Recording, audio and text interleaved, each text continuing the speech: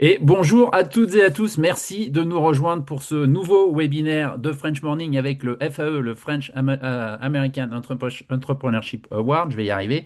Ce prix, ce concours pour les startups françaises, francophones qui souhaitent s'installer ou sont installées aux États-Unis. Un concours avec lequel on collabore depuis des années déjà, qui est ouvert désormais. Vous pouvez retrouver, vous les recevrez d'ailleurs par email si vous êtes inscrit à ce webinaire et retrouver toutes les informations sur French Morning, sur la façon de participer à ce concours et d'être peut-être l'heureux ou l'heureuse gagnante en juin prochain lorsque ce prix sera remis au consulat. C'est un prix qui, encore une fois, a eu beaucoup de participants depuis plusieurs années, avec certains qui ont eu de très très belles histoires. Donc, je vous encourage à y participer. Et pour lancer un peu cette saison du FAE, comme on le fait tous les ans, on organise deux webinaires avec nos amis du FAEA et des entrepreneurs, entrepreneuses, participants et participantes de l'écosystème qui viennent un peu répondre à vos questions. Donc, comme d'habitude, le but, c'est de répondre au maximum de vos questions. Donc, n'hésitez pas dès maintenant à les poser sur le Zoom si c'est là où vous nous suivez ou sur les commentaires de LinkedIn si c'est là où vous nous regardez. Et on y répondra autant que possible. On va commencer par une petite session de questions-réponses. Là, dès maintenant, vous pouvez poser vos questions. Je les reprendrai au fur et à mesure si possible. Et puis à la fin, on gardera un peu de temps pour tout ça.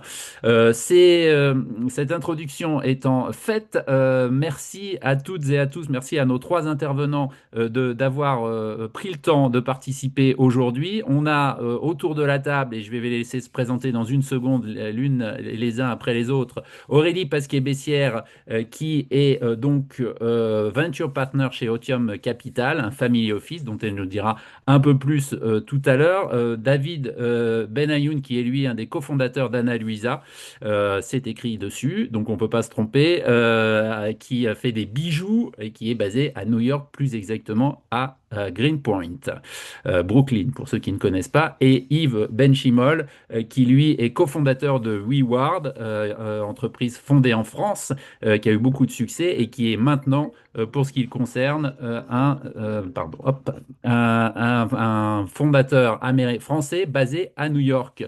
On va commencer par Yves. Est-ce que en quelques mots, tu peux nous présenter ce que tu fais, comment tu es arrivé à New York, et puis après on rentrera tous ensemble dans le vif du sujet.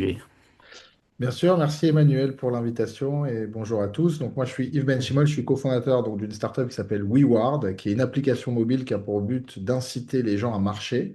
Donc c'est une application avec un système de récompense et de gamification qui va stimuler la marche à pied. Donc c'est une startup que j'ai co-créée il y a maintenant 6 ans à Paris. Et donc on a commencé à se développer en France, puis ensuite un petit peu en Europe. Et j'ai fait le choix il y a maintenant bientôt 3 ans de déménager à New York pour relever le challenge de faire marcher plus les Américains. Et donc, je suis maintenant basé à New York. On a du coup un bureau à Paris, un bureau à New York. On est environ 70 salariés. On a quand même une grosse partie, une cinquantaine encore à Paris. Donc, ça reste quand même une boîte française. Mais les États-Unis sont maintenant le pays sur lequel on se développe le plus. C'est aujourd'hui notre deuxième marché après la France et on espère bientôt le premier. Très bien. David, Merci Emmanuel. Bonjour à toutes et à tous. Donc David, je suis le cofondateur d'une marque de bijoux qui est basée à New York, qui s'appelle Ana Luisa, comme vous pouvez le voir derrière moi. Euh, Parcours un peu différent de Yves. Nous, on a lancé la société depuis les États-Unis. On a vraiment depuis le début essayé de monter une boîte américaine basée à New York, dont l'identité est très fortement ancrée autour de New York. Donc, on a lancé la société en 2018, au départ comme une marque de e-commerce, et au fur et à mesure des années, on a étendu notre distribution. On a désormais 3 boutiques aux États-Unis, 2 à New York. On en aura une dizaine d'ici la fin de l'année, et on a pour ambition d'ouvrir euh, plusieurs dizaines d'autres boutiques au travers des États-Unis dans les années à venir.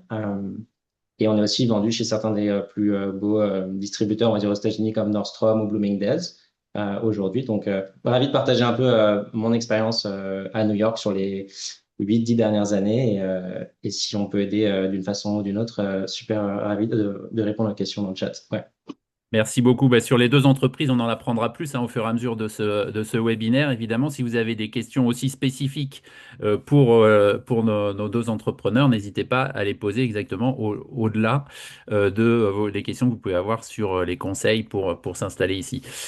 Et donc, Aurélie Pasquier-Bessière, qui elle est côté investisseur avec Otium.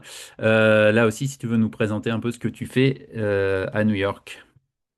Oui, merci Manuel pour l'invitation. Bonjour à tous, ravi d'être là aujourd'hui et de partager mon expérience. Donc, je suis aussi basée à New York. Je suis arrivée historiquement il y a 15 ans pour lancer et développer une marque Food and Beverage que j'ai développée en omnichannel pendant plusieurs années avant de passer côté investisseur, donc pour un gros family office français.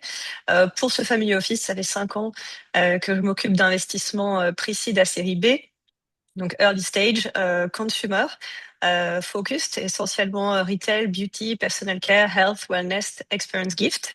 Et donc, je pourrais vous partager un petit peu l'expérience côté investisseur de regarder toutes ces sociétés qui souhaitent se développer aux États-Unis, soit arrivant de France, soit étant, comme David, lancé depuis les États-Unis. Ravi de partager cette expérience si ça peut vous aider.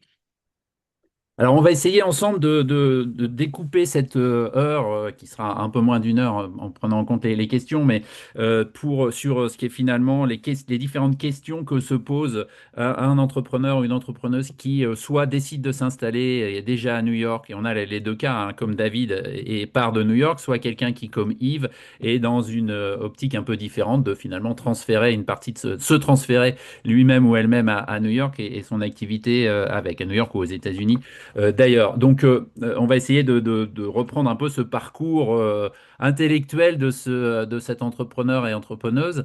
Évidemment, une des premières questions qu'on se pose, c'est celle du market fit finalement. Est-ce que mon produit, le produit tel que je l'imagine, soit moi en tant que Français vivant aux États-Unis, soit mon produit ayant déjà une vie française ou européenne, un des présupposés, hein, que tout le monde connaît, c'est que le consommateur américain est radicalement différent du consommateur français, on a souvent des erreurs de perception il y a des grands noms de la distribution ou du retail ou du consumer plus généralement en France dont on connaît les échecs parfois à répétition aux États-Unis à force de sous-estimer ces questions-là. Donc, comment est-ce que Yves, par exemple, puisque toi tu étais dans le cas d'une marque qui avait déjà une vie et un vrai succès en France, comment tu as abordé cette question du market fit, du product market fit quand tu as décidé de venir t'installer ici?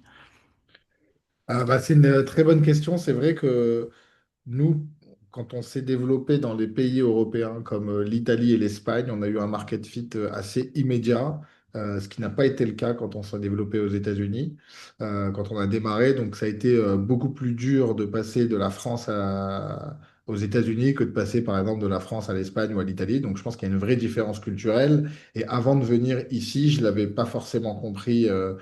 Parce que je me suis toujours dit bah ça va forcément marcher vu que j'ai un super produit, qu'on a des super développeurs et qu'on a fait une super appli.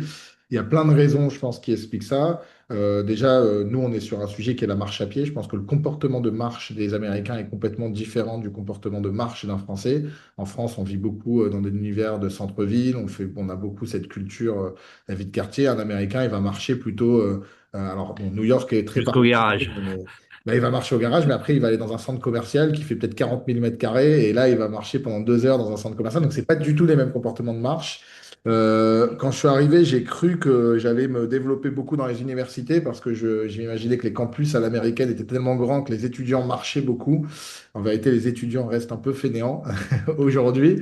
Et donc, c'est une campagne qui n'a pas forcément marché quand on s'est lancé aux États-Unis, une campagne dans les universités qu'on a fait. Donc, il y a beaucoup de choses qu'on comprend quand on est sur place et qui n'étaient pas forcément vraies. Donc, je pense que c'est une des raisons et un des bénéfices à venir aux États-Unis quand on est un entrepreneur et qu'on veut se développer sur ce marché.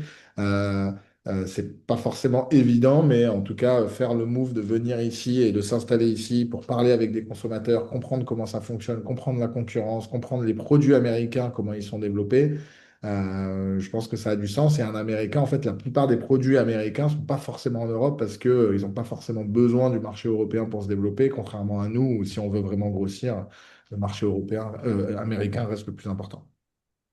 Mais au-delà de ça, tu disais quand on a préparé que finalement, toi, tu as eu l'impression de recommencer à zéro, alors que tu avais quand même un vrai succès en France, la boîte était rentable, etc., etc. Ce qui n'est pas forcément le cas de toutes les startups, même qui s'implantent ici. Maintenant, ça fait partie souvent de la roadmap à très très early stage de venir sur le marché américain. Toi, tu es arrivé à une maturité peut-être exagérée, mais enfin en tout cas une boîte qui était viable, etc. Et malgré tout, tu as eu le sentiment de recommencer de zéro. Euh, Recommencer de zéro, c'est clairement, moi j'avais l'impression de revenir au début de mon aventure entrepreneuriale, dans le sens où je suis arrivé, j'étais personne. Pour recruter des gens, c'était très dur parce qu'on n'avait aucune réputation sur le marché. On n'avait quasiment pas de users, donc il fallait vraiment tout reconstruire. Alors on ne peut pas dire de zéro parce qu'on avait quand même une équipe d'ingénieurs en France, on avait un produit, on n'était pas, on avait, on va dire que cette partie-là était réglée, mais j'ai recommencé les interviews avec les premiers utilisateurs, les tests produits.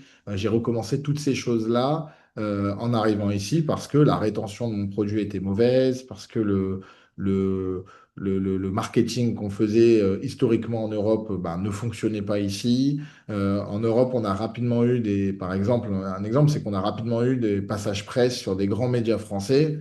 Ici, quand on appelait les journalistes, ils nous ont jamais répondu. Au début, on était vraiment personne. Ou alors, quand ils nous répondaient, ils nous demandaient des budgets hallucinants et qu'on n'était pas prêt à mettre. Donc, oui, on a recommencé de zéro. Et toute notre stratégie marketing aux États-Unis est complètement différente de la stratégie marketing en Europe. Le produit a beaucoup évolué depuis. Et ça a été un vrai travail qu'on a fait. Alors, David, toi, tu es parti évidemment, une position très différente, puisque tu as, avec ton cofondateur, créé à New York, à Brooklyn, donc tout de suite pour le marché américain. Et en tant que Français, ce qui m'a intéressé dans ce que tu disais, c'est que, alors qu'on pourrait s'imaginer le contraire, parce que tu es dans un univers, disons, du luxe, dans lequel très souvent, même quand on n'est pas français, on marque Paris sous la marque pour, voilà. Toi, au contraire, tu as pris une position un peu différente. T'as un peu effacé la Frenchness de ce qui était sur lesquels il est assez classique de jouer, quoi. Ouais, absolument. Depuis le début, on voulait être une marque new-yorkaise.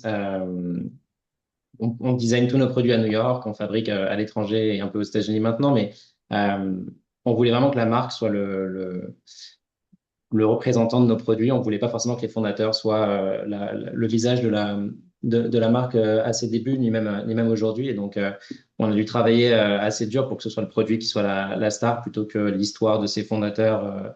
Mais je voulais revenir sur ce que disait Yves parce que ça résonnait avec moi, dans le sens où le fait d'arriver aux États-Unis et de pas avoir de réseau, ça a un gros impact. Je dirais une des choses les plus difficiles pour lever des fonds, pour rencontrer les bonnes personnes, pour faire de la presse. Je pense qu'en France, ça aurait été une aventure très différente pour mon cofondateur et moi-même. Arriver ici sans aucun réseau, c'était bien plus difficile. Ce qui est positif, par contre, c'est que je trouve que les Français à New York sont tous prêts à céder de façon très, comment dire, ouverte et transparente. Donc, on a pu s'appuyer sur des Français qui avaient fait la même chose que nous des années auparavant. Mais je dirais ne pas avoir de réseau d'écoles de commerce ou d'écoles d'ingénieurs ou de fonds d'investissement, ça rend les choses beaucoup plus difficiles au début, mais bon, ça rend l'aventure plus croustillante et intéressante, on va dire. Ouais. Aurélie, ça résonne avec ton expérience en tant que, pour le coup, accompagnatrice de boîte. Oui, complètement, complètement. En fait, il y a un peu les deux situations. Donc la situation d'Yves qui part de la France et qui se lance aux US. Alors là-dessus, après avoir partagé de nombreuses fois mon expérience et celle des fondateurs avec lesquels je travaille, je pense que la meilleure façon de faire comprendre à un entrepreneur français qui est en France ce qu'il attend aux États-Unis, c'est de se dire que tu te lances en Chine. C'est pareil. Tu penses que tu te lances aux États-Unis et tu as l'impression que c'est l'Angleterre, l'Espagne, l'Italie ou je ne sais quoi. Pas du tout. Prépare-toi à te lancer en Chine. Tu comprends rien et tu le sais pas encore.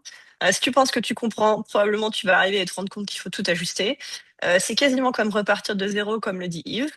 Donc vraiment, je dirais que la meilleure façon d'être le mieux préparé psychologiquement et d'être assez humble aussi face un petit peu au marché, c'est de se dire que tu arrives en Chine.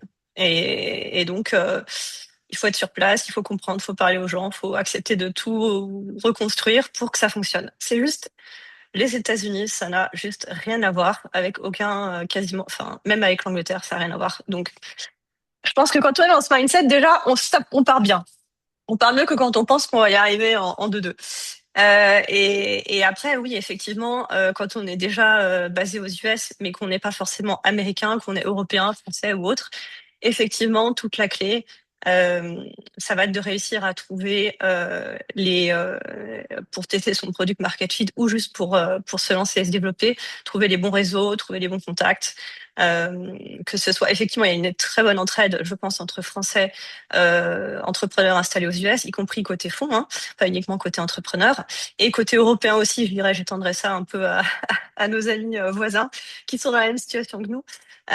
Et de manière générale, on peut l'étendre à d'autres nationalités, mais donc il y a un bon système d'entraide et donc je pense que une bonne façon de démarrer si on est déjà basé aux États-Unis, c'est d'essayer de parler effectivement, comme l'a fait David, avec des entrepreneurs français ou d'autres nationalités successful qui sont passés par là avant, qui ont euh, une très longue liste de bons conseils à partager. Donc voilà, absolument, je partage ces points de vue et c'est exactement ce que je vois, que ce soit que pour côté entrepreneur européens qui se lancent directement depuis les US ou entrepreneurs français ou européens qui arrivent depuis leur pays d'origine pour se lancer aux US. Pour continuer sur cette question, disons, marketing au sens large, et si vous avez des questions, vous, auditeurs qui nous suivez, n'hésitez pas à les poser dès maintenant dans le petit espace Q&A. On les relaiera tout de suite à nos invités. Je voulais voir avec Yves, parce que tu disais, il a fallu qu'on refasse un marketing finalement très différent. Alors, il y a souvent cette idée chez les marketeurs, elle est peut-être vraie, elle est peut-être fausse, et on a autant d'expressions, d'opinions que de personnes à qui on pose la question. Mais enfin, grosso, j'ai souvent remarqué dans les interviews que on nous dit d'un côté en France, en Europe, c'est vraiment le produit qu'on met en avant. Aux US, ça va être plus la mission, ce qui veut dire en fait le storytelling quoi, à l'américaine, qui est pas forcément un truc de la culture française à ce point-là. Est-ce que c'est ça, du coup, toi, tu as dû changer la façon dont tu racontais tes histoires, même si tu as un produit qui, par nature, dès le début, tu l'as dit, c'est un produit qui raconte une histoire forte, qui est basé avant tout sur une mission. Malgré tout, il a fallu que tu repositionnes les choses. Ouais, le marketing est complètement différent, mais quelque chose d'assez drôle, il suffit juste de regarder la télé aux États-Unis et la télé en France et de regarder les pubs et on comprend que la manière de communiquer n'a absolument rien à voir. C'est-à-dire qu'une pub américaine, elle va être effectivement beaucoup plus directe sur les bénéfices, beaucoup plus catchy, parfois avec un humour qu'on comprend pas forcément. Donc j'invite ceux qui veulent voir un peu la différence culturelle de la manière de faire des pubs à regarder une émission de télé aux États-Unis.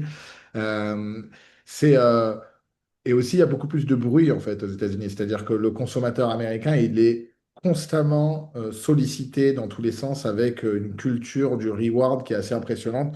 Je pense qu'aujourd'hui, dans ma boîte aux lettres, je dois recevoir peut-être par semaine 3 à 4 offres de crédit card par semaine.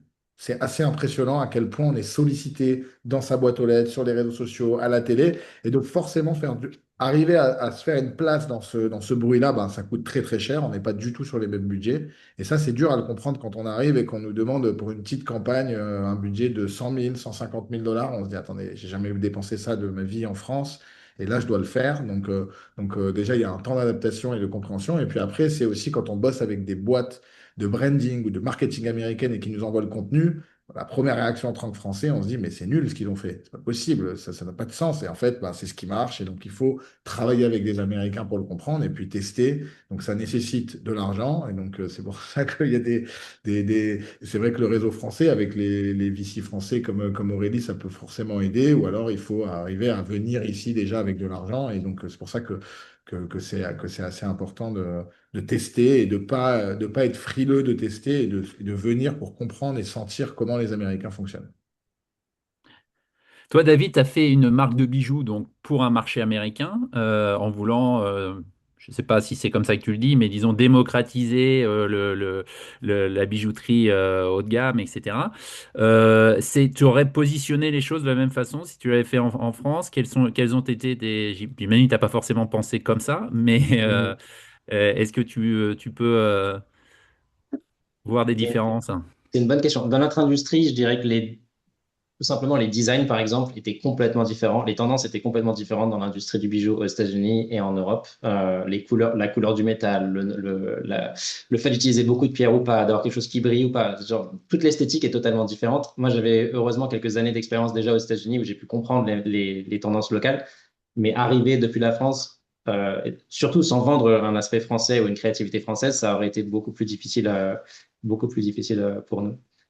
Et après, pour le product market fit, je dirais que nous, ça nous a pris quand même, j'ai envie de dire, 18 mois à 2 ans avant de comprendre quels étaient les arguments marketing qui marchaient et qui résonnaient typiquement avec les influenceurs américains.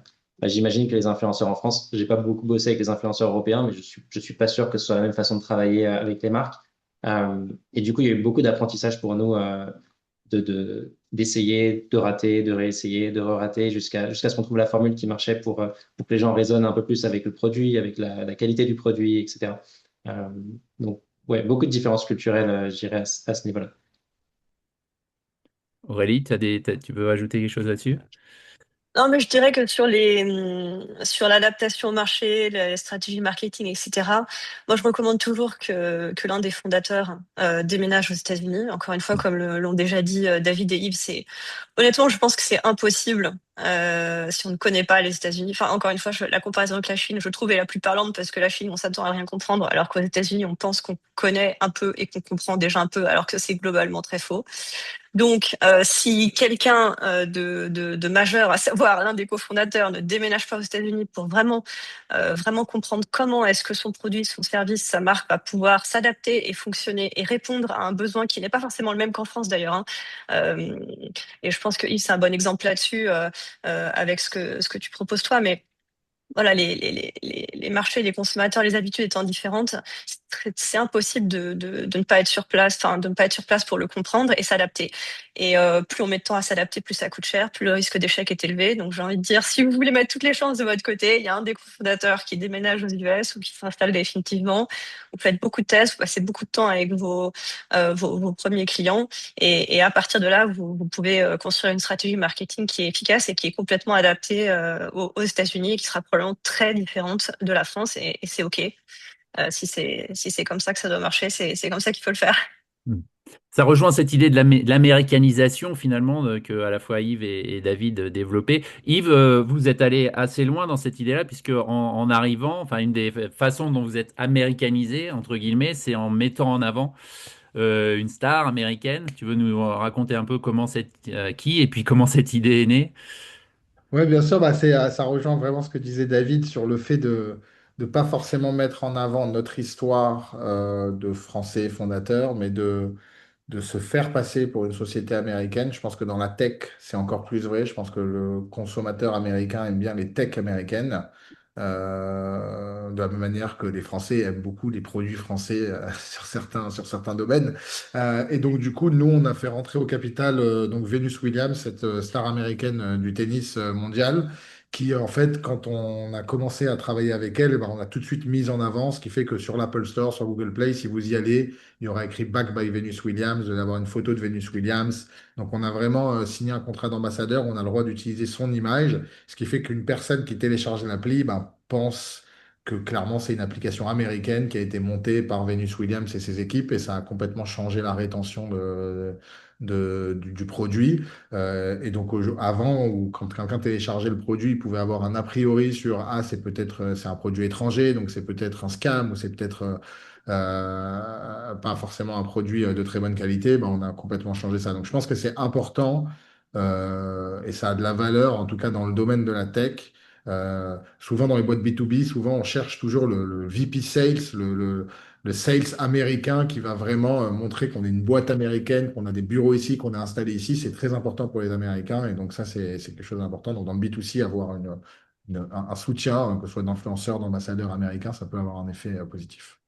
Alors, j'imagine que beaucoup des gens qui sont, voilà, qui font du consumer et qui nous regardent là et qui se disent j'aimerais bien aller sur le marché américain doivent être très jaloux de penser qu'on peut arriver à avoir quelqu'un comme Venus Williams comme ambassadeur. Tu peux nous raconter un peu en détail comment on arrive à faire ça quand tu as débarqué de ta France avec ton couteau et ce que tu avais d'autre et tu t'as frappé aux portes, comment ça s'est fait? Ouais, l'histoire est assez marrante, mais c'est pas la première célébrité que j'avais commencé à rencontrer, mais alors Venus Williams, ça s'est fait par, on va dire, un peu de chance, mais aussi du culot. C'est que en fait, elle était assise sur une table à côté dans un restaurant, et donc je me suis levé et je lui ai pitché la boîte.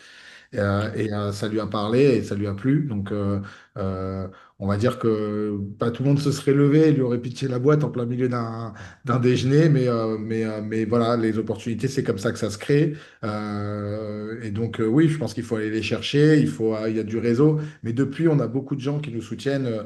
Je vais donner l'exemple, on a le CTO de chess.com, on a un des patrons de Duolingo qui est aussi au capital de la boîte. Ben, ça, c'est des gens qu'on rencontre à des événements, qu'on rencontre qu'on croise et il faut juste se dire que aux États-Unis, les Américains euh, sont très ouverts. En fait, quand on va les voir et qu'on leur donne un sujet qui parle, une mission qui résonne et du business, ben, ils vont vous écouter. Que ce soit dans l'IA, vous voulez chercher un expert IA, vous allez à Columbia, à Stanford, vous allez chercher, il y a les open hours des professeurs et ils vont vous écouter, vous pouvez les convaincre. Donc le tout, c'est d'être convaincant, d'être passionné par son produit. Et je pense que les Américains écoutent et s'ils croient au business, c'est-à-dire au potentiel business pour eux et qu'en plus de ça, ça résonne. Et donc, c'est ce qui s'est passé avec Venus Williams, hein. On lui a parlé directement de la mission de faire bouger les gens, mais tout de suite, elle a posé des questions de chiffres sur, OK, c'est quoi le chiffre d'affaires, la rétention, c'est quoi le... Et là, à ce moment-là, bah, si elle lui a parlé, elle nous a mis en contact avec ses équipes d'investissement et ça s'est fait. Donc voilà, je pense qu'aux États-Unis, les portes et les gens ouvrent beaucoup plus facilement qu'en France leur carnet d'adresse. Je trouve que ils sont moins accessibles, les patrons français, que les grands patrons américains. Non, mais oui, il y a clairement une culture de l'opportunité ici. Quand on envoie un email parce que enfin, je dis souvent quand on envoie un email à un Américain, il va souvent répondre parce que pour lui ou elle, c'est une promesse d'opportunité. Quand on envoie un email à un ou une Française, c'est une promesse d'emmerde. Donc plus tard on répond à l'email, mieux c'est. Il y a quand même un peu comme ça. Caricature. Mais ça nous amène, du coup en profiter pour poser la question à Stéphanie, parce qu'elle demande quel réseau conseillez-vous de rejoindre en priorité pour nous aider à développer notre entreprise aux États-Unis? Est-ce que vous avez des exemples personnels ou des... Voilà, David par exemple. Il y a des organismes qui en vivent et qui permettent aux gens de rencontrer assez facilement d'autres Français à New York. Je dirais que pour nous, ce qui nous a le plus aidé, ça a été surtout des gens qui venaient d'industries similaires. Parce que c'est facile de rencontrer des Français qui bossent dans d'autres verticales aux États-Unis, mais ce qui nous a le plus aidé, enfin, chez Analysa en tout cas, ça a été de rencontrer des gens qui faisaient aussi du e-commerce, qui étaient déjà aux États-Unis depuis pas mal d'années et qui avaient vraiment traversé ce que nous, on allait traverser. Donc, je dirais que chercher de façon sectorielle, ça ajoute beaucoup de valeur ajoutée, en tout cas pour nous. Après, en dehors de ça, il y a beaucoup de réseaux différents. Je pense à French Founders, par exemple, qui permettent de rencontrer des Français dans à peu près toutes les industries basées aux États-Unis. Euh, mais pour nous, ça a vraiment été des gens qui étaient déjà dans l'e-commerce, à qui on a directement reach out, à qui on a écrit directement sur LinkedIn ou par email, et qui étaient toujours ouverts à nous aider. Donc, en tout cas, pour nous, c'est comme ça que ça s'est fait. Ouais, si je peux rebondir là-dessus, effectivement, je pense que le plus intéressant, c'est de fonctionner par capillarité, donc de rester dans son univers, donc soit des entrepreneurs qui sont passés par là, soit de manière sectorielle, comme le dit David, ça fonctionne très bien. Je pense que n'importe quel Français ou Européen qui est passé par la difficulté de se lancer aux États-Unis sera ravi de partager son expérience, en tout cas pour la plupart. Il y a une bonne solidarité. La Et preuve. ensuite, la preuve. Et côté, effectivement, Trend Founders, c'est un super réseau pour ça. Après, ça dépend de l'industrie, bien sûr. Et après, je suis d'accord, les Américains sont très ouverts. Vous pouvez envoyer sur LinkedIn même un message au plus grand CEO de votre secteur. Il est vraiment pas impossible que vous ayez une réponse et un entretien. Après, il faut être préparé. Faut être pro, faut être préparé, faut être carré, faut avoir son pitch, faut être super pertinent. Vous n'êtes pas là pour prendre un café pendant une demi-heure, il a autre chose à faire, mais... euh, C'est complètement faisable. Donc, il faut oser, il faut le tenter. Mais après, faut derrière, faut être pro, faut être carré et il faut délivrer sur ce qu'on dit. Mais c'est faisable, donc faut essayer. Et pour le réseau, ouais, par capillarité, c'est ce qui est le plus efficace. Et vous demandez à chacun ce qui est là le plus aidé. Et spécifiquement dans votre cas, dans votre société, dans votre secteur, vous allez trouver les meilleurs créneaux comme ça, les meilleurs réseaux. Autre question, pardon Yves. J'ajoute, parce que je vais faire la promo, parce que je suis ancien lauréat du FAEA, mais c'est aussi une super manière de rencontrer un beau réseau. En tout cas, nous, ça nous a aidé quand on a eu ce prix. Mais effectivement, je suis assez d'accord, en tout cas pour ma part, et je pense que c'est la même chose pour Aurélie et David, mais quand on reçoit un message d'un Français qui vient d'arriver, on a évidemment envie de l'aider, et on est tous passés par là. Mm. Et après, je rajouterais, du coup, je fais la promo aussi, mais je suis conseiller français du commerce extérieur. On est très nombreux sur le chapitre, enfin, aux États-Unis et à New York en particulier, et on représente toutes les industries. Et donc, il n'est pas inutile aussi de regarder qui dans son industrie peut être qui peut être intéressant de contacter. Et ça fait partie des missions des conseillers du commerce extérieur que d'aider les entreprises françaises à s'implanter aux États-Unis. Donc, faut pas hésiter non plus. Super. Stéphanie avait une autre question, c'était est-ce qu'il y a des boîtes de branding en particulier à recommander? Alors, je ne vais pas forcément vous dire de donner les noms, mais si vous avez l'un ou l'autre, ou l'une ou l'autre, des gens avec qui vous avez travaillé et que vous souhaitez recommander, dans ce cas-là, on va dire à Stéphanie de nous envoyer un petit email. Et voilà. Ça a été facile à trouver d'ailleurs, plus globalement. Et je peux juste dire que ça coûte très très cher. Et en fait, non, mais ça coûte très cher dans le sens où on parle souvent des belles boîtes de branding, celles qui ont fait vraiment qui ont retravaillé le branding. Et nous, on est passé par là. On parle de 6 chiffres. Et il faut avoir en tête que c'est une étape psychologique de payer ça pour faire du branding. En tout cas, pour moi, ça a été une étape psychologique qui m'a pris à peu près 1 an pour accepter de payer ce budget. Mais si vous passez cette étape-là psychologique, je pense que ça vaut le coup, mais c'est très dur à mesurer le résultat. Mais refaire un branding en France, on va parler de entre 10 et 20 000 euros. Ici, quand on a des offres à 150 000 dollars, faut y aller. Donc voilà, et si jamais vous êtes prêt à passer cette étape psychologique, bah, parlez avec ces boîtes-là, mais en vérité, ils sont très très forts. Les Américains en branding sont, en tout cas pour des produits consumer comme les nôtres, ils sont très très forts. David, Oui, juste pour rajouter. Nous, moi, j'ai jamais passé l'étape des 6 chiffres comme Yves. Et du coup, ce qu'on a fait de façon, disons, un peu plus, pas innovante, mais cost-effective, on a d'abord commencé avec une agence de branding qui était en France, mais qui avait déjà bossé avec beaucoup de marques de mode aux États-Unis. Donc, ils avaient une compréhension du marché américain et c'était des prix européens. Donc, plus proche de ce que tu disais, Yves, je pense que ça devait être entre 15 et 25 000 euros à l'époque. Euh, et plus la boîte a avancé ici, plus on s'est rendu compte aussi que le Canada, c'était un très bon vivier d'agences et de talents créatifs avec des prix qui ne sont pas les prix américains, mais avec des gens qui sont profondément anglo-saxons. Et donc, je pense que c'est un bon plan souvent de déléguer à des agences au Canada plutôt qu'aux États-Unis. Après, il y a des marques, il y a des agences aussi au Mexique qui sont excellentes en branding. Ça dépend vraiment de la verticale dans l'alimentation, dans la mode, etc. Ça dépend vraiment de la verticale, mais regarder dans les pays aux alentours des États-Unis, ça permet souvent de faire des affaires avec des gens qui comprennent bien le marché, je dirais. ben, ça nous amène justement un peu au deuxième chapitre qu'on avait prévu d'évoquer, qui est celui du financement, financement de la croissance, etc. On sait que venir aux États-Unis, ça coûte très cher. Yves, toi, quand tu es venu ici, tu as dit que ta boîte était déjà profitable. C'était malgré tout un investissement auquel le type d'investissement à faire, c'est ce à quoi tu t'attendais. Ça t'a coûté encore plus cher que ce que tu pensais. Ouais, en fait, ça coûte plus cher et ça prend plus de temps. Donc, du coup, si ça prend 2 fois plus de temps et ça coûte 2 fois plus cher, bah voilà, du coup, c'est x4 par rapport à ce que vous pensez que vous allez devoir investir. Il y avait une métaphore qui me parle beaucoup, qui était de dire que le marché européen, n'importe quel pays, on compare à un zodiaque, c'est-à-dire que ça démarre assez vite, mais bon, ça atteint assez vite sa vitesse maximum, tandis que le marché américain, c'est un paquebot. Donc, un paquebot, pour démarrer, ça prend énormément de temps. Par contre, bah, ça peut aller très très loin et c'est un peu inarrêtable. Donc, dites-vous qu'il faut construire un paquebot pour aller aux États-Unis, donc ça prend beaucoup de temps et ça coûte très très cher.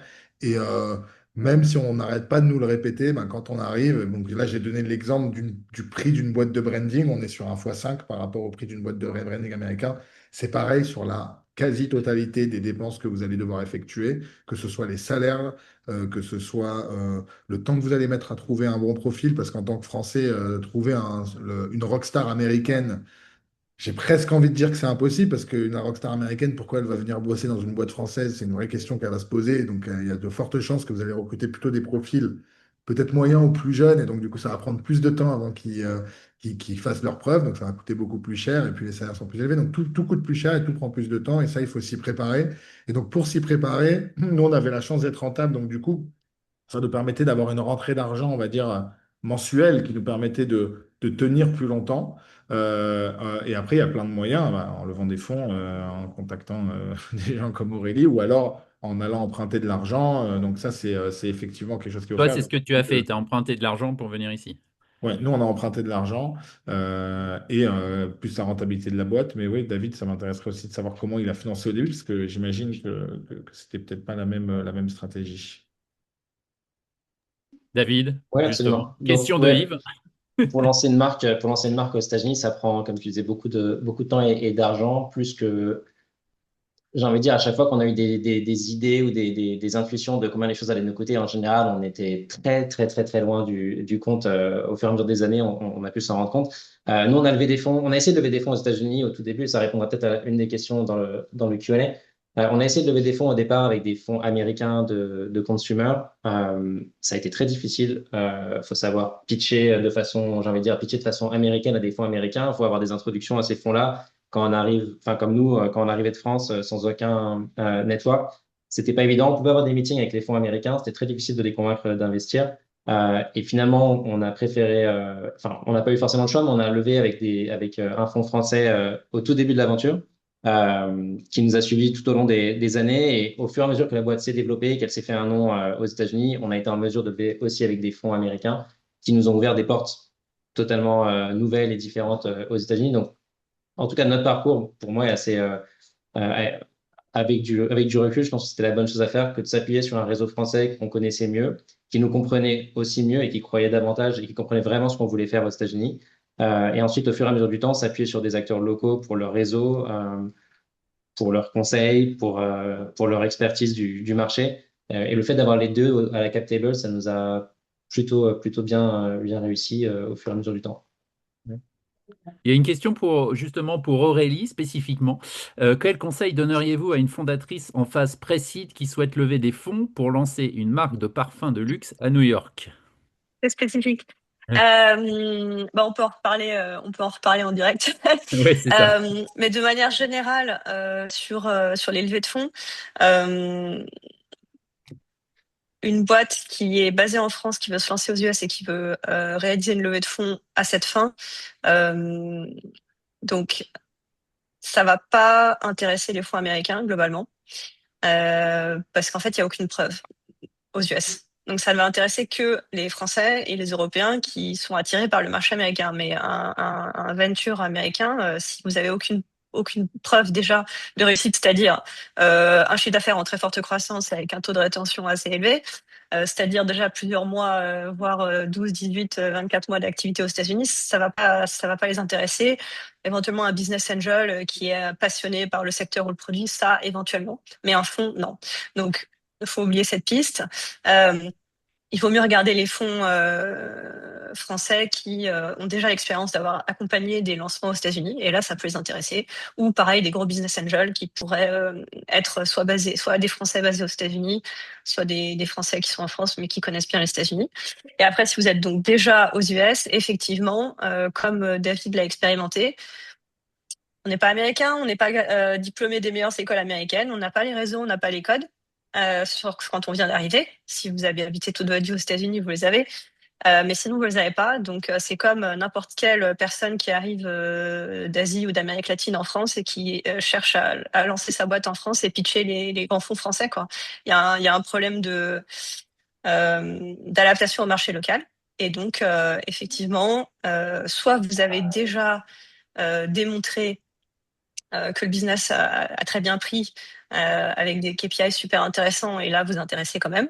parce que le business démontre déjà que votre capacité à dérouler un business plan et le début de succès de la boîte, soit il vaut mieux rester sur des levées de fonds auprès de gens que vous pouvez plus facilement atteindre, donc que ce soit de la même nationalité ou encore une fois des gens du secteur, plutôt gros business angel que fonds. C'est mon conseil. Mais être un entrepreneur non américain qui vient de débarquer aux US, qui a jamais lancé de business aux US, qui a pas encore lancé sa boîte aux US, qui a zéro preuve de concept, mais il y a, désolé, autant vous le dire tout de suite, zéro chance que vous leviez des fonds auprès de fonds américains. Enfin, faut être clair. Voilà. Donc, Au il faut début, faire parce que autrement. Au début, absolument. David est Non, là mais pour après, prouver et exactement. En que ça revanche, peut changer.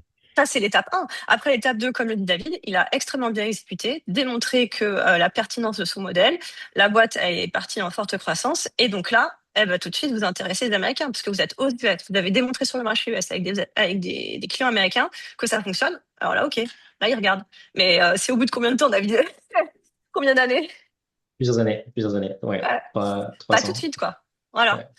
Mais Donc, justement, c'est intéressant aussi, question pour David, sur cette question de la croissance. Toi, tu as commencé en disant, bon, on va faire du e-commerce principalement, et tu nous as dit que ton modèle avait évolué. Qu'est-ce qui a fait, et donc c'est pas vraiment une question financement, mais c'est quand même très aux questions de croissance, qu'est-ce qui a fait qu'à un moment, tu as dit, c'est presque contre-intuitif, parce que souvent, on pourrait se dire, la scalability, on va aller la chercher justement sur le e-commerce, parce que par nature, c'est quand même plus simple à faire que... toi, finalement, tu as commencé par t'implanter par le e-commerce, et en grandissant, tu as un peu changé de modèle. Comment ça s'est fait? Comment t'expliques ça? Je pense que la réponse en un mot, c'est la profitability ou la rentabilité. Et ça vient un peu sur la question d'avant, qui était de dire quand on arrive aux États-Unis et qu'on essaie de lever des fonds avec des fonds américains, en tout cas en 2018, leur dire qu'on essaie de monter une boîte rentable, ça ne les intéressait pas. C'était pas le modèle à la mode. À l'époque, c'était DTC à fond les ballons et lever une tonne d'argent, ne pas être rentable et grossir le plus vite possible. Il y a énormément de boîtes qui ont fait ça pendant les 10 dernières années et qui se sont au final plantées assez royalement ou en bourse ou dans le privé. Et nous, depuis le début, l'approche a été un peu plus française et du coup, culturellement, c'était assez en décalage avec les fonds qu'on rencontrait, c'est-à-dire, non, non, non, nous, on est là pour monter une boîte rentable qui a le contrôle de son destin. Et à ce message-là, uniquement des investisseurs français comprenaient cette approche, en tout cas à l'époque. Aujourd'hui, les choses ont peut-être un peu changé, mais il y a toujours des grandes tendances, disons, dans les VC aux États-Unis. Et soit on est au bon moment sur la bonne tendance, soit on peut se planter assez profondément. Et nous, on est assez content de finalement pas avoir levé avec ces fonds-là parce qu'ils auraient eu des attentes de trajectoire de croissance et de levée de fonds successives qui étaient absolument pas ce que nous, on avait comme identité. Et au final, les choses se sont bien passées pour nous. Et donc, pour répondre à ta question sur pourquoi est-ce que notre modèle a changé, on a été en online only, en e-commerce pendant, on va dire, les 6 premières années de la société, jusqu'à 2021, le Covid, explosion du e-commerce, énorme profitabilité dans la boîte. Et puis après le Covid, le e-commerce a ralenti et rester rentable dans un environnement de e-commerce devenait très, très, très difficile. Et du coup, on a décidé de pivoter très rapidement, d'ouvrir notre propre magasin, de se lancer dans la distribution en wholesale aussi. Et ça nous a permis de dérisquer l'entreprise, de continuer à grandir et de toucher d'ailleurs des publics complètement nouveaux pour nous. Donc ça a été une nécessité plus qu'un choix, on va dire, au tout début, mais c'était la bonne chose à faire. Et on est dans une industrie, chez nous en tout cas, où 30% de l'industrie est en ligne, 70% est dans les magasins, d'où l'intérêt de repenser l'approche de la société. Et les marques qui ont fait du online depuis 2018 jusqu'à aujourd'hui ont eu beaucoup, beaucoup de mal à rester rentables, en tout cas autour de nous dans notre industrie. si je peux rebondir sur ce que dit David, il est complètement d'accord avec lui sur les tendances qui ont complètement changé. Effectivement, il y a 10 ans, il s'agissait avant tout de faire de la croissance extrêmement rapide, même si elle n'était pas rentable. Alors, ce monde n'existe plus. Aujourd'hui, si vous vous lancez aujourd'hui ou que vous voulez vous lancer aux États-Unis, l'important c'est la croissance rentable, la croissance idéalement rentable dès le premier achat. Et c'est vraiment depuis 2021, depuis 2021-22, le gros changement chez les fonds même américains. Donc historiquement en France, effectivement, on était plus traditionnel, on regardait un petit peu plus, pas trop, enfin, je vais rester sur le consumer. Dans le consumer, en tout cas, on regardait quand même plus la rentabilité à un horizon proche. Euh, et c'était vraiment pas le cas historiquement aux États-Unis avec tous les défraiements de la chronique qu'on a connus sur les IPO de boîtes non rentables et les boîtes qui encore aujourd'hui continuent de faire faillite les unes après les autres ou alors sont rachetées à des prix, à des valos complètement décotés. Donc aujourd'hui, côté VC, le plus important, c'est la croissance rentable. Donc si vous avez à choisir, concentrez-vous sur la rentabilité dès le premier achat si c'est possible, en tout cas le plus rapidement possible pour avoir des bases très saines avec une rétention élevée. Enfin, back to basics, quoi. On vend, c'est rentable, on gagne de l'argent dans un horizon proche. Voilà, on n'est pas dans la tech. J'en profite pour répondre à deux questions d'auditeurs qui nous demandent s'il y a un transcript disponible ou un replay de la vidéo. Donc, vous allez tous recevoir le replay de la vidéo si vous êtes inscrits. Sinon, vous le retrouverez sur French Morning. Le transcript, je pense pas qu'on le fasse encore, mais il y a quelques outils qui vous permettent de faire ça très rapidement. Et je pense que nous-mêmes, on le mettra dans l'article aussi sous la vidéo. Mais sinon, c'est assez facile à générer. Mais en tout cas, le replay sera absolument disponible. Preuve que tout ça, tout ce que vous racontez intéresse.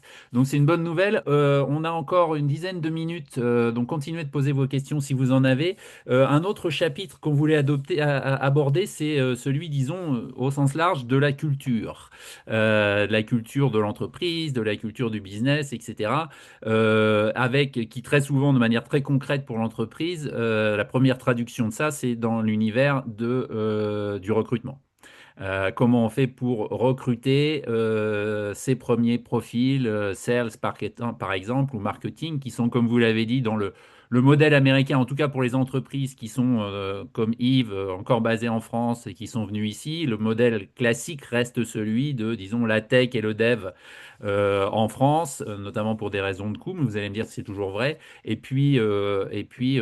Forcément, et par obligation, sales ou marketing ici. Donc, comment est-ce qu'on fait? Quand on n'a pas de réseau local, quand aussi les salaires semblent astronomiques, hein, parce que c'est souvent le choc culturel premier du chef d'entreprise qui débarque ici, va se retrouver à payer des gens ici qui sont souvent bien mieux payé que lui-même ne l'était quand il était en France, par exemple, ou ne l'est encore, s'il est resté sur un fuseau horaire français de ce point de vue-là. Donc, Yves, comment tu as abordé ces questions-là et comment tu les as résolues? Bon, il y a plusieurs sujets. Donc, il y a toujours l'acceptation psychologique du salaire de quelqu'un à New York qu'il faut passer. Une fois que vous avez passé ça et que vous dites, OK, je suis prêt à mettre le budget, c'est sûr que la question qu'il faut se poser, c'est quel est l'intérêt que cette personne-là soit basée à New York? Nous, on a fait le choix classique de laisser la tech en France pour des questions de coût, mais aussi parce enfin, j'estime que les ingénieurs français ne sont pas du tout moins bons que les ingénieurs américains. Mais par contre, on a recruté des profils aux États-Unis sur des choses sur quoi nous, on plaidait, donc que ce soit du marketing, du produit, où là, en fait, l'expertise d'être américain faisait sens à notre goût. Ce que je disais tout à l'heure et que je répète, c'est que si vous pensez recruter la rockstar américaine, oubliez, parce qu'en fait, il n'y a aucune raison qu'elle vienne dans une boîte française, cette rockstar. Pourquoi elle n'est pas dans les... essayez de trouver les talents, on va dire, un petit peu cachés, soit parce qu'ils sont plus jeunes, mais qui ont un potentiel énorme. Essayez de montrer ce que vous pouvez leur offrir. C'est sûr que si jamais vous essayez de baisser le salaire parce que vous êtes une boîte française, bah, ça va pas marcher. Donc, offrez-leur peut-être des shares, une aventure entrepreneuriale, cette double culture. Il y a des gens qui adorent, nous, par exemple, tous les Américains qui viennent chez nous, ils ont droit de travailler depuis la France. On leur paye un voyage en France pour travailler. Ça attire. Notre culture du droit du travail, il faut la mettre en avant, leur dire que nous, on offre 5 semaines de congés payés aux Américains. Bon, alors maintenant, dans la tech, c'est quand même beaucoup plus commun, mais c'est quelque chose qui est vraiment dans le contrat et qui est plus sécurisant pour eux. Et une fois que vous avez accepté que c'est pas la rockstar, mais qu'elle va vous apporter la valeur que vous voulez, à ce moment-là, après, on s'est trompé sur le premier recrutement. Et puis, au fur et à mesure, quand on se développe, là, on arrive à attirer des talents. Et aujourd'hui, on est hyper fiers d'un des talents qu'on a, qui est notre Head of Growth, qui est un Américain et qui, pour nous, fait partie des rockstars, mais ça nous a pris à peu près 3 ans pour le trouver. Et il nous a découvert comment? Parce qu'on était dans les premiers sur l'Apple Store. Et donc, en fait, c'est une personne qui s'est dit, ah ben, l'application, elle est première sur l'Apple Store américain. OK, là, c'est une preuve que potentiellement, il y a un potentiel. Voilà. acceptez psychologiquement, réfléchissez le salaire, réfléchissez à exactement ce qui est vraiment essentiel pour que le profil soit américain.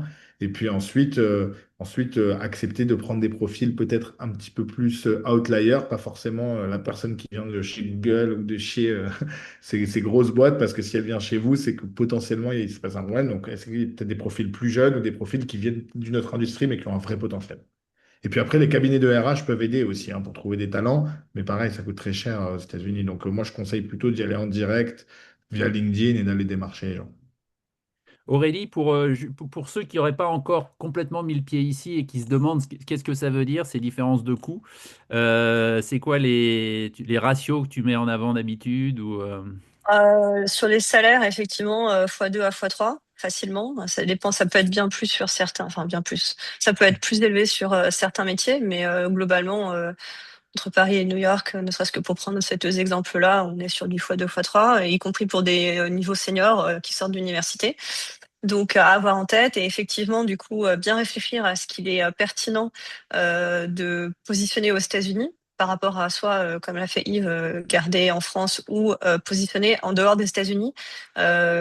Mexique, Canada sont des pays proches dans lesquels il y a des talents qui connaissent bien, assez bien le marché et qui ont, par exemple, au Mexique, peuvent avoir l'avantage d'être bilingues aussi. Il y a énormément d'hispanophones aux États-Unis, donc ça dépend encore une fois de votre produit, mais ça peut être intéressant de voir d'autres pays en Amérique latine ou d'autres pays en Europe si vous êtes familier avec certains talents ou pour votre industrie, s'il y a des talents dans certains autres pays européens, ça peut être utile de positionner une partie de l'équipe à ces endroits-là pour optimiser les coûts à minima au démarrage quand le budget est serré. Mais effectivement, le choc psychologique, on va dire, si vous avez jamais regardé les salaires, c'est qu'on parle d'un x2 à x3 assez facilement.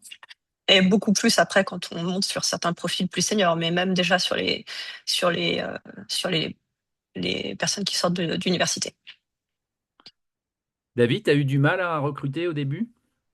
Nous, on a au tout début de la société, du fait du réseau auquel on a pu parler à l'époque du lancement d'Analysa, on s'est rendu compte qu'il y avait des sociétés ici qui avaient des bureaux en Europe ou en Europe de l'Est dès leur début, et c'est ce qu'on a décidé de faire. On a recruté notre premier employé en Europe de l'Est et construit un bureau là-bas en même temps qu'on construisait un bureau ici, ce qui nous a permis parfois de réduire le risque et l'exposition au salaire new-yorkais qui, comme Aurélie le disait, sont assez effrayant et encore plus depuis le Covid, je dirais, avec l'accélération de l'inflation aux États-Unis.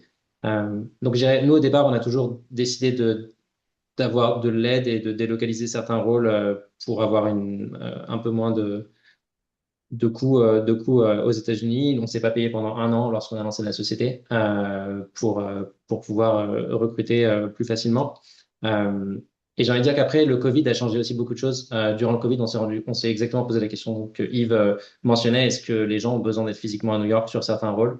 Et lorsque la réponse était non, on a commencé à être beaucoup plus flexible et à avoir des talents hyper intéressants en dehors de New York sur c'est pas tant une question de salaire, c'est plus une question de nombre de talents auxquels on peut s'adresser, je dirais, plutôt qu'à New York où parfois c'est un peu plus difficile. Donc, je dirais que le Covid a vraiment changé les choses euh, pour nous. Et aujourd'hui, à mesure qu'on devient une boîte rentable, enfin, retail, pardon, on n'a plus le choix et en boutique, on se rend aussi bien compte des salaires dans le retail aux États-Unis qui sont. Je ne me rends pas compte des salaires en France dans le retail, mais les salaires sont assez importants ici lorsqu'on essaie d'avoir une boutique ou un manager de boutique, etc. Donc, on a réduit le risque en ayant davantage de ressources en dehors des États-Unis, mais on a la plupart de nos employés évidemment à New York. Une question, Stéphanie, sur justement cette question des rockstars, donc à recruter. Elle dit, est-ce que ça serait plus facile de travailler avec des rockstars en freelance avant de réussir à recruter des salariés rockstars une fois que la croissance est bien installée? Est-ce que c'est une solution ou a priori, bah, si c'est des rockstars, ils sont pas disponibles en freelance? Non, non, c'est une bonne remarque. Je pense que ça peut être une bonne idée. Nous, on l'a pas fait comme ça. Nous, on l'a fait avec des gens plus jeunes et des advisors Rockstar, donc qu'on payait soit en cash, soit avec un petit peu de shares. Et ces advisors-là, alors ces advisors, ça peut être aussi des entrepreneurs français qui ont explosé, ça peut être qui sont là depuis très longtemps, peu importe, mais en tout cas, c'est des gens qui connaissent bien et qui vont aider Ensuite, alors, il peut y avoir des advisors. Moi, j'ai des advisors personnellement qui m'aident à dire bah, comment on aborde le marché américain, comment je vais recruter, je lui expose mes problèmes, ou alors qui vont aider les salariés de la boîte qui sont peut-être plus jeunes à se développer. Donc, je pense que les advisors, c'est aussi quelque chose à regarder. Donc, sur des rythmes de, je sais pas, 2 heures par semaine, et ils viennent et ils réfléchissent aux problématiques. Ça peut marcher. T'as fait un board of advisors ou c'est pas formalisé comme ça?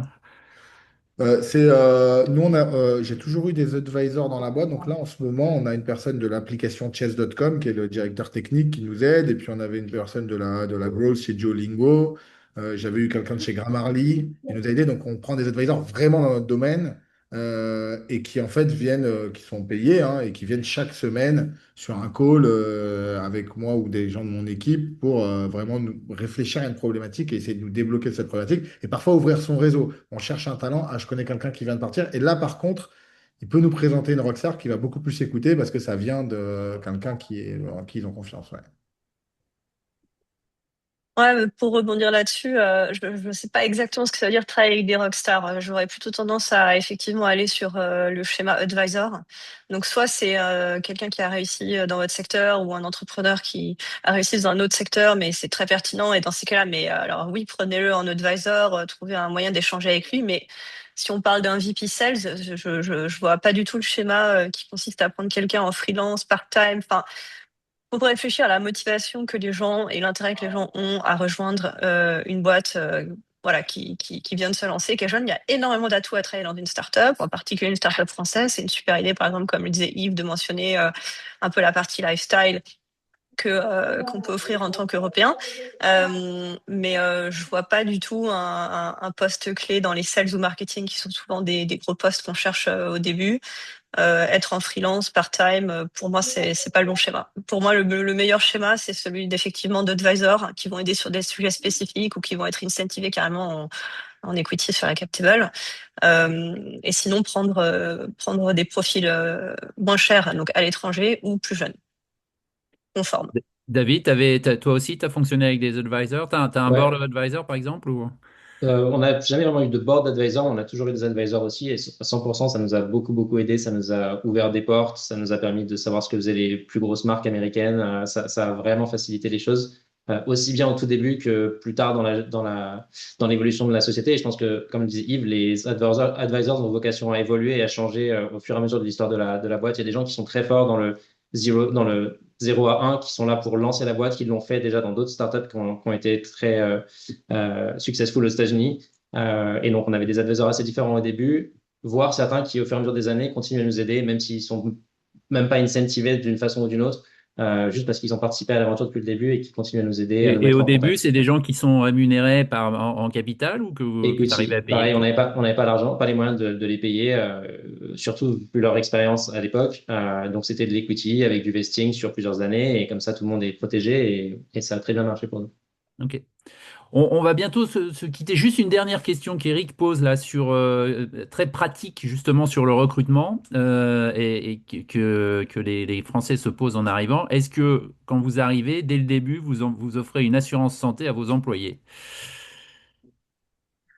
Pour la plupart des boîtes que j'ai vues, la réponse est oui. Ouais. Quand on est une petite boîte et qu'on n'est pas connu, il faut jouer avec les atouts qu'on peut avoir et offrir une couverture santé comme beaucoup de sociétés aux États-Unis ne le proposent pas. Ça peut être un des atouts, tout comme le nombre de jours de vacances ou juste, je sais pas, un abonnement gratuit à un gym. Il y a pas forcément il y a des bénéfices qui coûtent pas forcément cher et qui sont juste des nice to have et qui donnent envie. Et donc, oui, je pense que c'est une bonne idée. Et encore une fois, vous n'êtes pas obligé de payer 100% de l'assurance santé à vos salariés, mais déjà en prendre une partie en charge par la société, c'est déjà mieux que beaucoup de boîtes américaines. Donc, ça peut aider.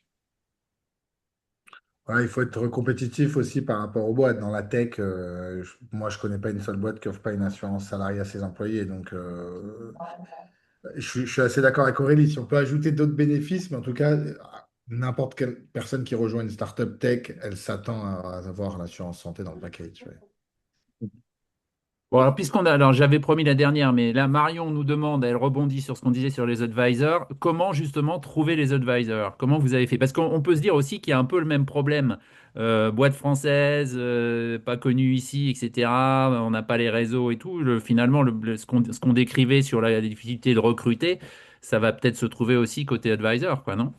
Comment vous avez fait concrètement, Yves ou David, pour les recruter, pour les trouver? Franchement, je dirais le processus est assez simple, c'est de faire une shortlist des boîtes qui vous font rêver dans votre industrie ou qui sont les best in class, qui sont vraiment les meilleurs dans ce que vous faites. Aller chercher sur LinkedIn qui sont les personnes au poste qui vous intéressent et aller les contacter directement sur LinkedIn et faire un call. Et si la connexion, enfin, s'il y a une bonne connexion humaine ou une bonne entente dès le début, en général, ça trompe pas. Après, on peut avoir des recommandations de gens déjà aux États-Unis, mais ouais, je pense que c'est comme ça que nous on les a trouvés au fur et à mesure du temps. Ouais, puis il y a des Français qui sont là aussi, vu qu'on c'est un réseau qui est prêt à aider. Faut pas hésiter et en allant aux événements dans le domaine et ne pas hésiter à aller parler aux gens. Mais Ah, merci beaucoup à tous les trois. Merci à toutes celles et ceux qui nous ont écoutés, suivis, qui ont posé des questions, pris des notes, j'espère. N'hésitez pas à poursuivre cette conversation. On a dit les Américains sont très ouverts, mais les Français aux États-Unis le sont tout autant. Donc, je suis sûr que si vous envoyez un petit mot sur LinkedIn ou autre à Yves, à David ou à Aurélie, ils sauront vous répondre. Et vous pouvez le faire aussi en nous écrivant à nous à French Morning. .com, on répond à tout le monde, on essaye. Merci à tous les trois, merci donc à David Benayoun, cofondateur PDG d'Anna Luisa, marque de bijoux basée à New York, à Brooklyn exactement. Aurélie Pasquier-Bessière qui est Venture Partner chez Otium Capital, Family Office, et Yves Benchimol qui est donc le cofondateur de WeWard. Merci, je vous rappelle, pour participer au FAEA, vous avez encore quelques semaines pour rendre votre dossier. Je pense que l'ouverture des remises de dossier, c'est dans quelques jours. J'aurais dû le noter, mais il me semble que c'est tout début du mois là. Donc lundi, et vous pouvez remettre vos dossiers et il y a un jury qui se réunit pour sélectionner les finalistes, puis une finale avec les vainqueurs qui sont annoncés début juin au consulat de New York. Et on vous encourage à le faire parce que c'est à la fois une belle reconnaissance pour la boîte et le projet, et puis en soi un network qui ne cesse de s'étoffer année après année, puisqu'il y a de plus en plus de vainqueurs, et certains très brillants comme ceux qui sont autour de cette table. Merci beaucoup à toutes et à tous, et à très bientôt. merci, bonne journée à Merci. tous.